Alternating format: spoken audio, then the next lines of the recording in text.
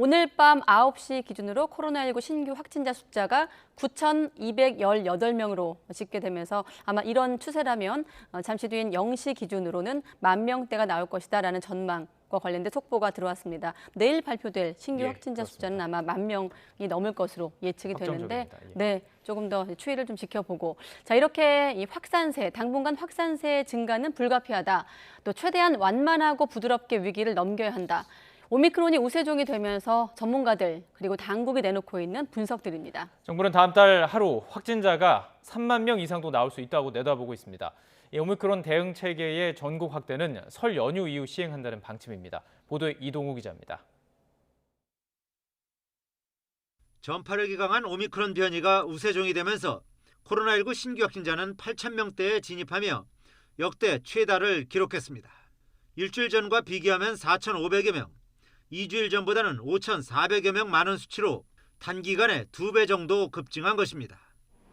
방역당국과 전문가들은 오미크론이 델타를 대체하면서 당분간 확진자 증가는 불가피하다고 입을 모으고 있습니다.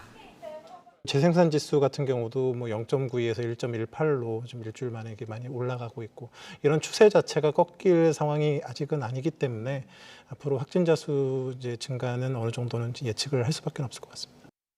당국은 오미크론이 앞으로 2, 3주 혹은 2월 내에 점유율이 90% 이상인 지배종이 될 것이라면서 다음 달 하루 확진자는 2, 3만 명이나 그 이상도 가능하다고 전망했습니다. 이런 가운데 내일부터는 광주, 전남, 평택, 안성 지역에서 우선 오미크론 대응 체계가 가동됩니다. 이 지역에서는 60세 이상 고령층 등 고위험군만 PCR 검사를 시행하며 나머지는 신속 강원 검사 등에서 양성이 나와야만 PCR 검사를 받을 수 있습니다. 또 호흡기 전담 클리닉에서 코로나19 검사와 치료를 담당하며 동네 병의원의 참여도 확대해 나간다는 방침입니다. 다만 오미크론 대응 체계의 전국 확대는 설 이후인 다음 달 초쯤 시행될 예정입니다.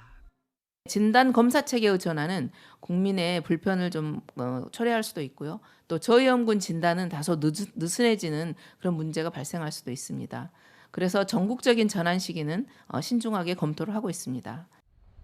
정부는 오미크론이 지배종으로 전환되는 한 달 동안 최대한 완만하고 부드럽게 위기를 넘겨야 피해를 최소화할 수 있다며 특히 이번 설 연휴에 이동과 접촉을 자제해달라고 거듭 당부했습니다. YTN 이동우입니다.